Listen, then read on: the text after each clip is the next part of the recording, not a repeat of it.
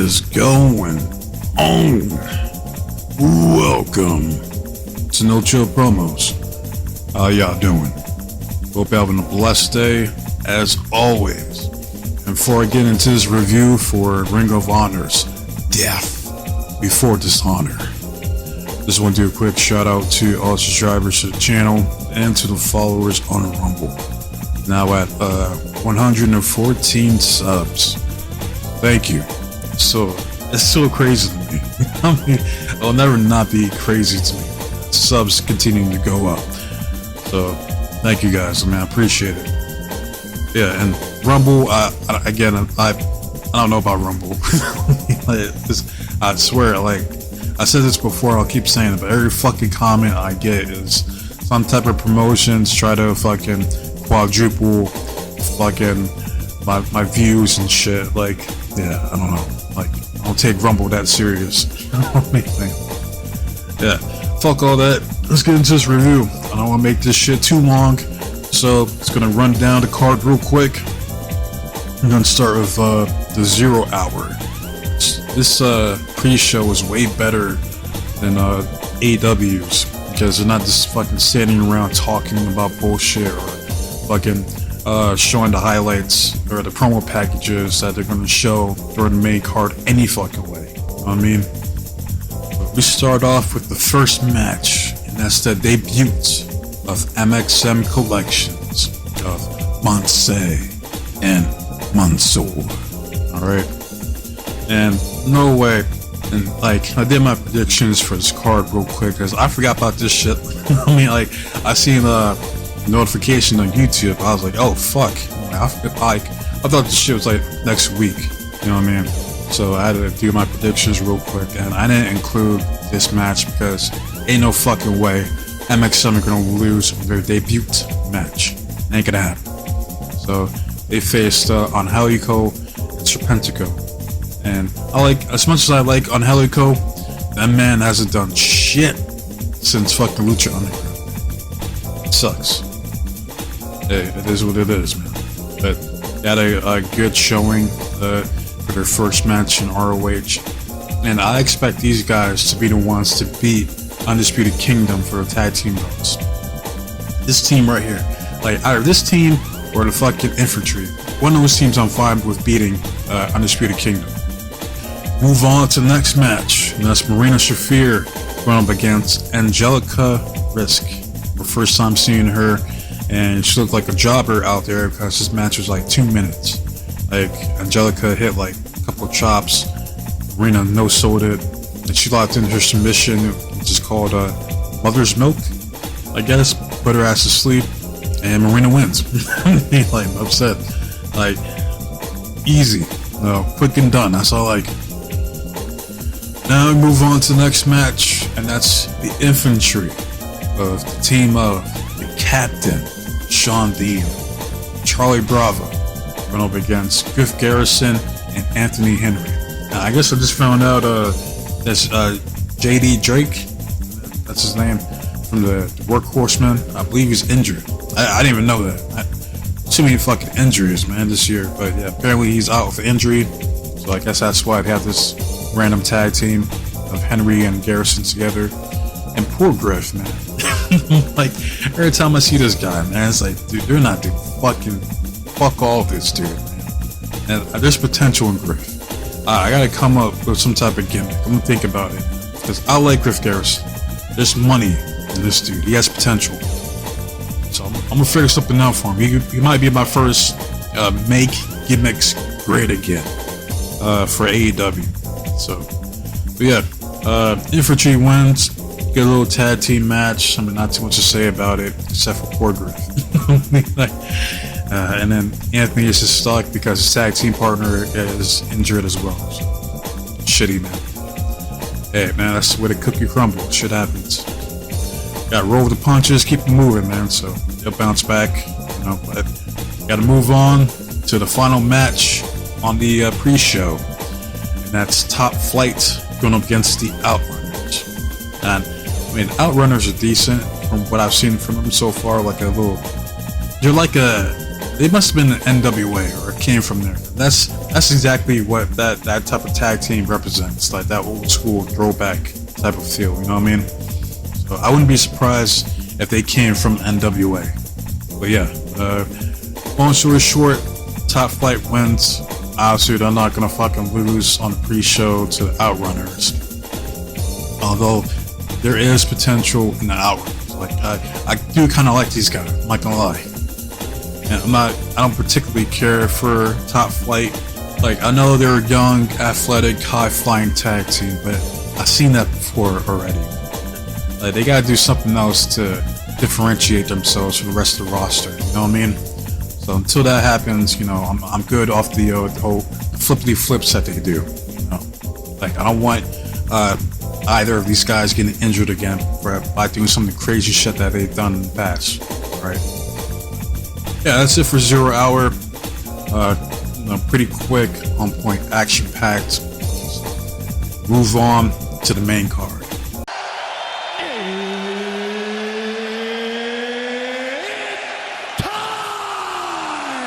Right, first match, we have Komander going up against the Beast Mortos, or as I like to call him, Black Taurus, because fucking, like, the Beast Mortos is a fucking stupid name.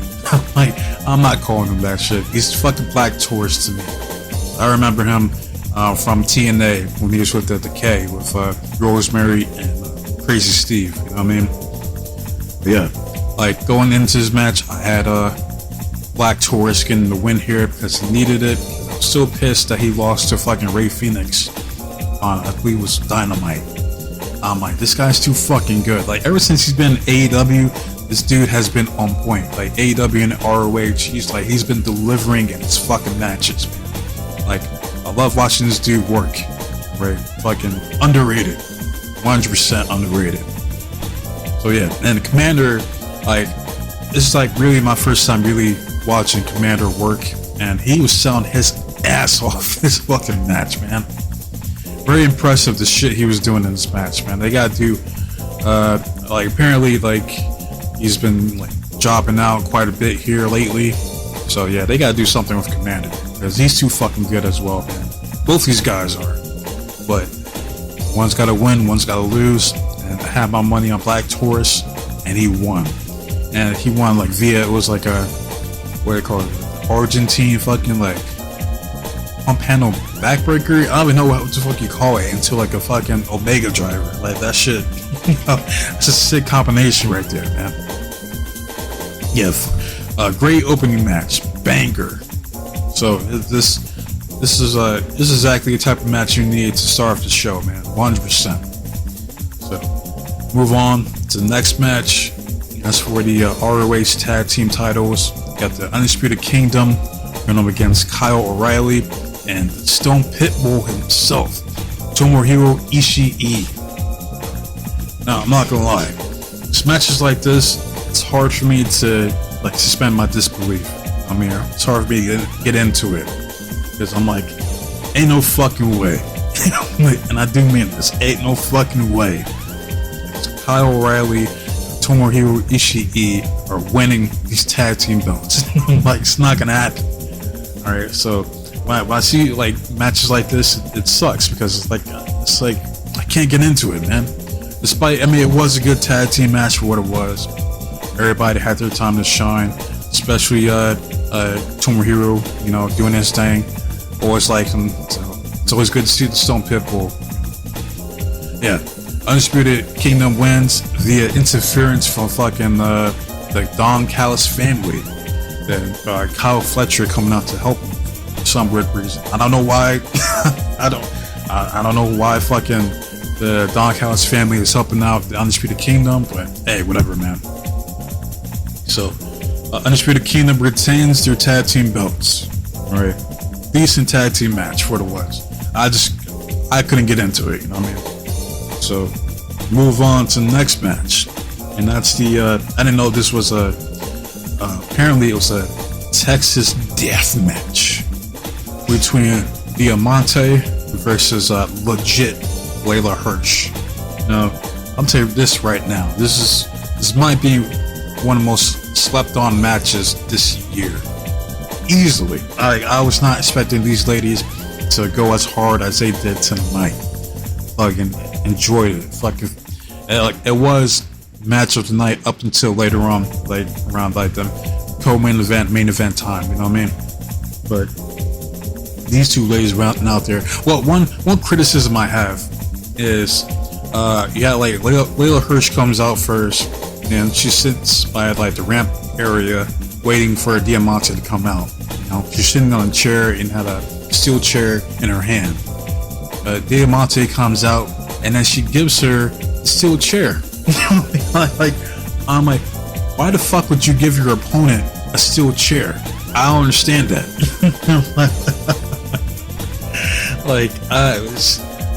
Was she trying to adhere to the code of honor? I mean, like, if that's the case, I'm like, yo, have Diamante bring her own damn chair. I mean, like, why the fuck did you give her your chair? That doesn't make any sense to me. But yeah, aside from that, these women out there beat the shit out of each other to a point of, there's like one spot to where I don't know, like Diamante was whooping her ass with some type of object, and she stopped and she was like, but wait, there's more. from what was that, from Scary Movie, from Shawn Wayne's when he said that shit? That's from some fucking movie reference, but Diamante said that shit, the crowd popped.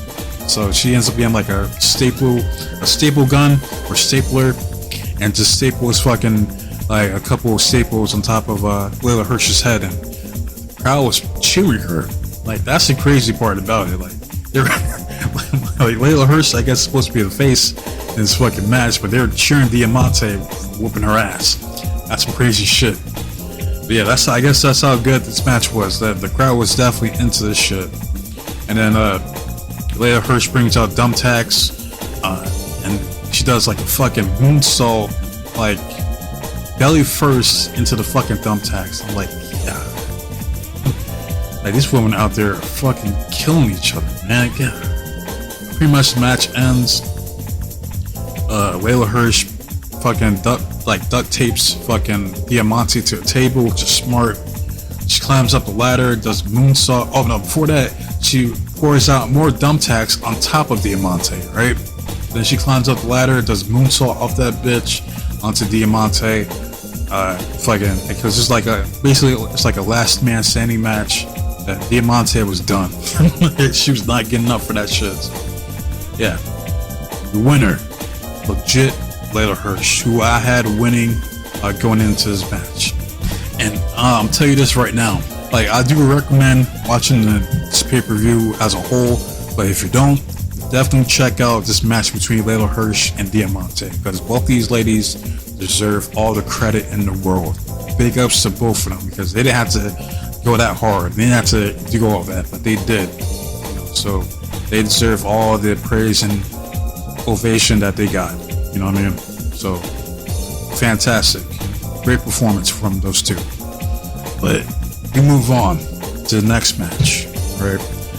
It is for the Ring of Honor Pure Championship.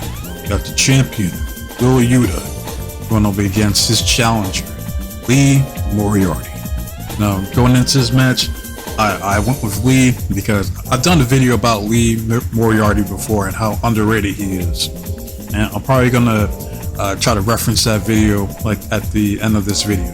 I mean, but yeah, like, he needed to win here because I said this before, like, Bryan Danielson, he wanted like the original like vision for like the BCC was just to have like 3 young guys to put over, you know what I mean, to work with. Those 3 were Real Yuta, Daniel Garcia, and Lee Moriarty. Out of those 3, Lee Moriarty has the one that's been getting hoed the most. They've hardly done shit, this man. Alright, so he needed to win here tonight. And he did. That he did. It was a good match. Like, these are arguably 2 of the best technical wrestlers in the company. And I have been critical about Will Yuta before, but and that's mainly because of his promos. Like, I think his promos fucking suck. I mean, like, I think he lacks charisma and just believability on the mic to where I could take him seriously. You know, as like a viable contender. You know what I mean? Yeah, these two went out there, had a great technical match under the pure rules stipulations. And my favorite spot in this match was when Moriarty had him up in like a back suplex position, and he just fucking drops him right there on the ring apron, right there on the edge there. And just the sound of it, man, I was like, yeah, you know what I mean? That's a good as it gets, man. That's fuck. Like, that shit sounded nasty. But yeah, pretty much at the end, like both men exhausted their ring breaks that they're allowed, because each man are allowed 3 ring breaks during the match. I thought this was a 15-minute time limit. I guess it was like 20 minutes. But yeah, both men at one point were doing like close fist punches, which you're not allowed to do, but they did anyway. They were trying to just one up each other. But at the end, Moriarty locks in this pin using the ropes as a leverage, which is perfectly legal. And your winner and the new Ring of Honor Pure Champion, Lee Moriarty. And the crowd was over. They're cheering for Lee throughout the match. The referee presents the belt for Lee Moriarty, and you got the crowd chanting, "You deserve it!" Clap, clap, clap, clap, clap. You deserve it. You know, which he does. Yes, he absolutely 100% does. And again, this man has been owed for the longest time. So it's about fucking time they did something with Lee Moriarty. So, but Yuta ends up grabbing the championship, and he puts it over Lee's shoulder, puts him over, shook his hand, and he bounced. That's how you do it, man. That's how you put somebody over. So big ups to Yuta, big ups to Lee Moriarty, your new Ring of Honor Pure Champion. Hopefully he has a good title reign, get some fences under his belt, and I'll go from there. But I'll move on to the next match, and that's for the Ring of Honor Women's Television Championship. You got your champion, Billie Starkz, going against Red Velvet. Her cooking, mom's cooking. Alright. Heading into this match, I thought Billie Starkz was going to retain here. And see, this is the match that fucked up my record. Like, it's crazy. I predicted this shit like the very last fucking minute, like an hour before the match, the pre-show started. I was just looking at the card, just trying to predict who's gonna win. You know, and I thought Billie Starkz was gonna win here. And was it for Red Velvet going over? Because they finally decided to push Red Velvet. You know, if it wasn't for that match or her going over, I would have called this shit perfect. I would have got a perfect fucking record, man. Fuck. But nah, this was a good match also. There were no bad matches on this card. I can tell you that right now. Yeah, but for the most part, Billie Starkz was whooping Red Velvet's ass.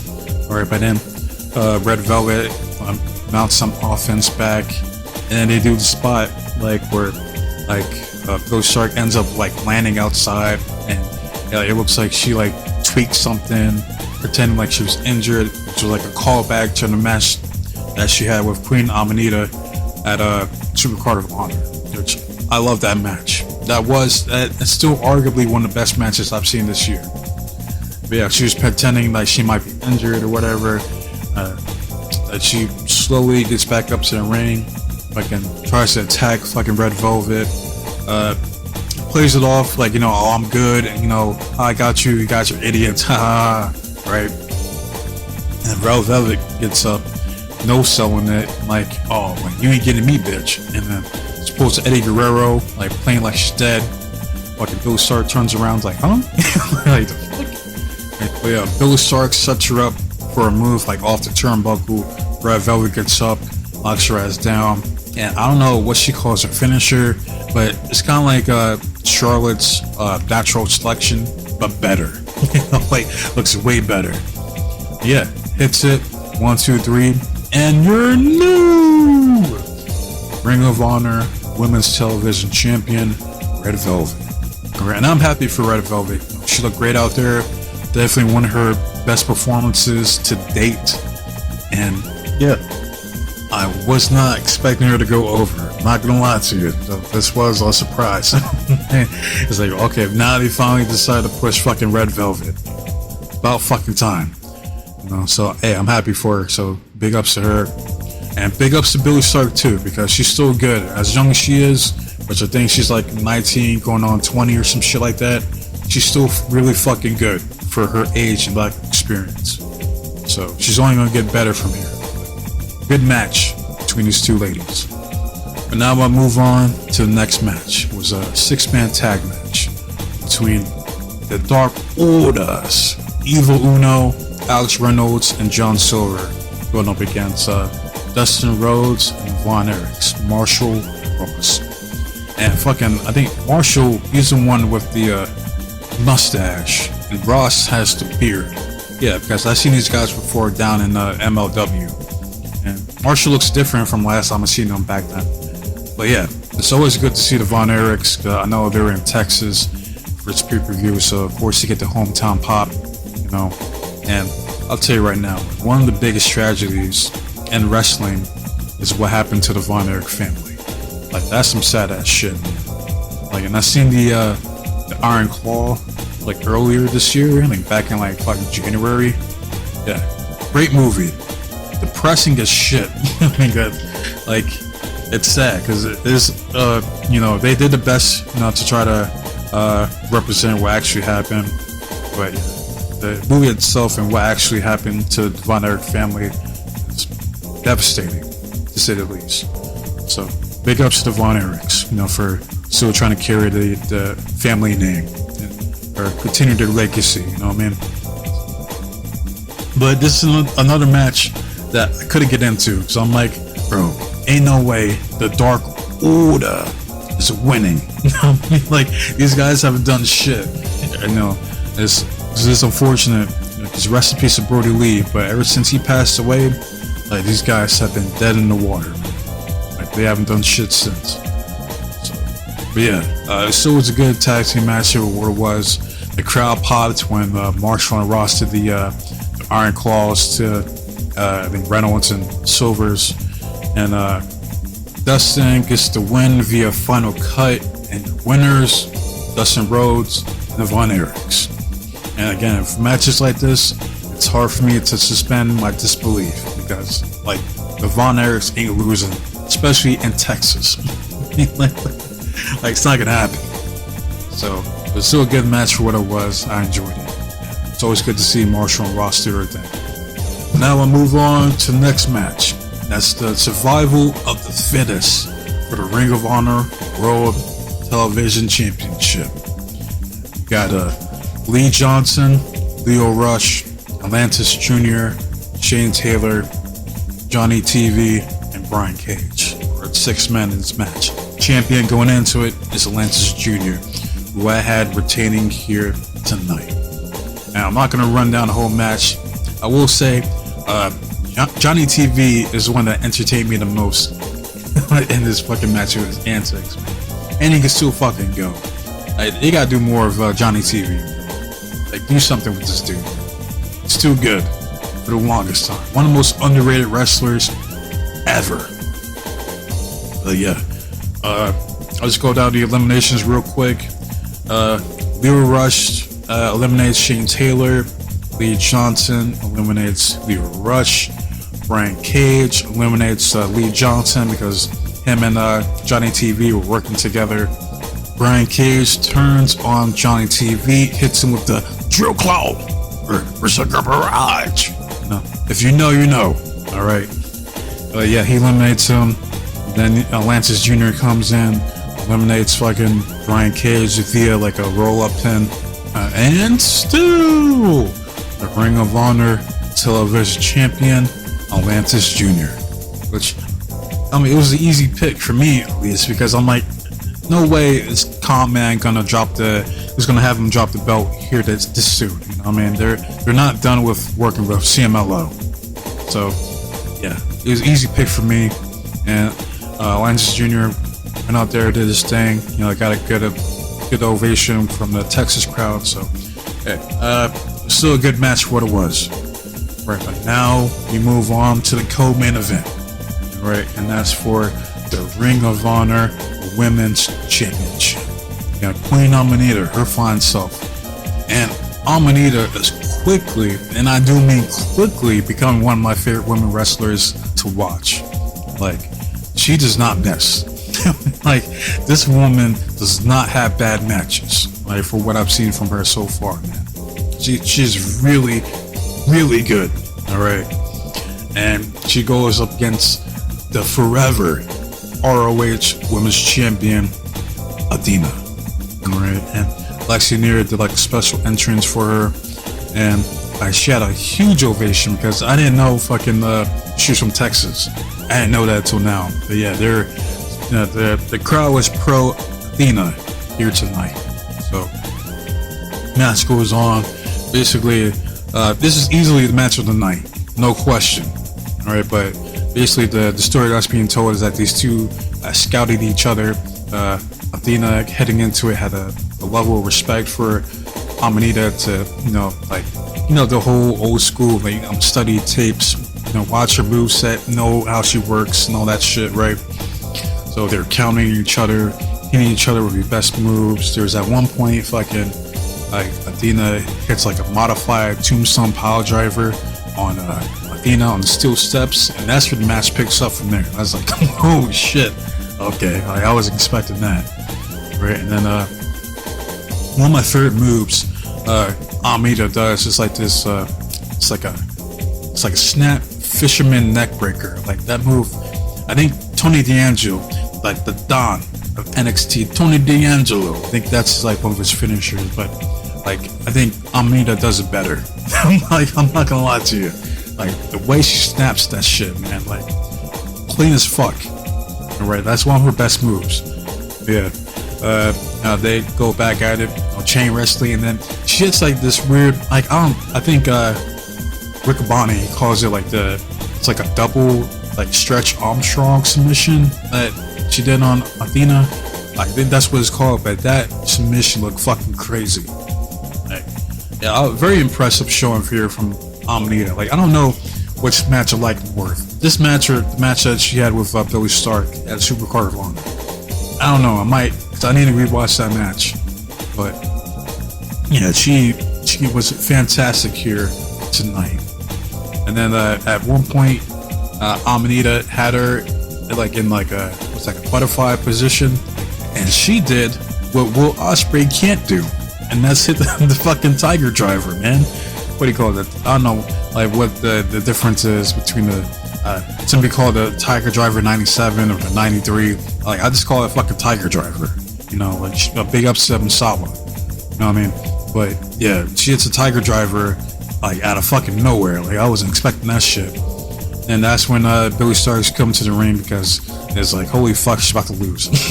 like if Aminata would have pinned her, that it wouldn't been over. Right, but Billie Starkz comes to try to interfere in the match. Then Red Velvet comes to try to stop her. You got them brawling out outside the ring. Lexi Nair hands Athena like a microphone. Queen Aminata tries to get Athena up, and then Athena just smacks her. goes on top beside her head, that microphone. Then you got Aminata selling it. Athena climbs up to the top of the turnbuckle, hits the Eclipse. 1, 2, 3, and still the forever ROH Women's Champion, Athena. I'll tell you this right the fuck now. Superb match. Fantastic. Excellent. And see, this is the reason why I put Athena in my top 10 women's wrestlers so far this year. Shit like this. Performances like this. Alright? And it's like, at some point, she does need to drop that fucking belt, because she needs to be on Dynamite and Collision, wrestling those chicks like fucking Mercedes Moné, Britt Baker, or Thunder Rosa, Timeless Tony Storm. She needs to be wrestling those chicks, alright? But hey, I would love for them to run it back, because hey, Queen Aminata did get hoed tonight twice. This is twice now this year. She got cheated out of winning a championship. But yeah, I can't say enough good things about this fucking match. So big ups to both these ladies, man. They went out there and killed it. Put on a banger. Put on a clinic. Right? But now we move on to the main event. Well, it looks like the fight's already started. It's time for the main event. Last but not least, we got the man, Mr. ROH, Roderick Strong, challenging my nigga, Mark Briscoe, for the Ring of Honor World title. This was another match. Again, I can't really get into it because I'm like, Roderick doesn't need the fucking ROH title. He's already been there. He's been there, done that. Alright, but I think he wanted to do the honors for Mark, put him over. They did have a banger match as well. A solid main event. Alright, because I know they were close to, like, I know fucking they're boys. You know, obviously, for all the time that they spent in ROH. Busting their asses trying to put ROH on the map. You know? And I was watching the promo package for the match. Just like, it sucks. It fucking sucks, man. Losing Jay Briscoe last year is a tough fucking loss for everybody. And I can only imagine what Mark Briscoe, you know, his pops and the kids, his whole family must be going through. It's so fucking shitty, man. It sucks. It really does. But these two went out there, had a great match. You got Roderick, the Messiah, backbreaker, working on Mark's back. You got Mark doing his thing. He does the bang bang, the tribute to Cactus Jack. He does the running elbow off the ring apron to the outside. There's only one criticism I have in this match, and that's when Roderick does the J Driller to Mark Briscoe, and he kicks out at one. And mind you, this dude was rocking the Crimson Mask, as JR likes to say, because he, like, Roderick, like, smashed his head against the turnpost. That's where Mark started bleeding, and bleed he did. Like, great visual, but he kicks out at one. Like, I don't know, I hate it when people kick out of finishers at one. They call it a finisher for a reason. Right, you hit that shit, 1, 2, 3, it's over. Like, pack it up, we're out of here. Right? Like, kicking out of signature moves, that's one thing. That's perfectly fine. Just, I hate when people kick out of finishers, especially at one. But I digress. That's my only real criticism about this match. But other than that, it was still a solid main event. You got Mark going over with the froggy elbow that he does, the froggy bow. It's like frog splash / elbow drop that he does. It's one of his best moves that he does. But he hits it, 1, 2, 3, and still the Ring of Honor World Champion, Mark Briscoe. Yeah, that's it. That's it for Death Before Dishonor. Right? I gotta give the show overall probably a 8.5 out of 10. These ROH pay-per-views always deliver. I've yet to see a bad ROH pay-per-view yet. So yeah, that's all I gotta say about this shit. It's longer than I expected, but I thoroughly enjoyed this show. So now I want to hear from you guys. How do you guys feel about Ring of Honor's Death Before Dishonor? Or did you guys enjoy it? If you watched it, let me know what your favorite match was tonight. So that said, love it, hate it, comment, subscribe to the channel. It's all the same to me. As well, see the engagement and feedback from you guys. As far as my next video I plan on doing will be the Noah Destination review. I plan on doing that tomorrow. So that's when I had other videos I wanted to do, like the Sky Blue video, make gimmicks great again with Giovanni Vinci, but I'm trying to have to do that next week. So I'll try to figure out what I plan on doing next week besides the reviews for Monday Night Raw, and I think fucking All In is that shit next week too. So yeah, fucking another busy week. But I digress. That said, be safe, be blessed, and take care of yourself. I'm out this bitch, man. I've been here for a minute. But hey, this was a good ass pay-per-view. Till next time, adios.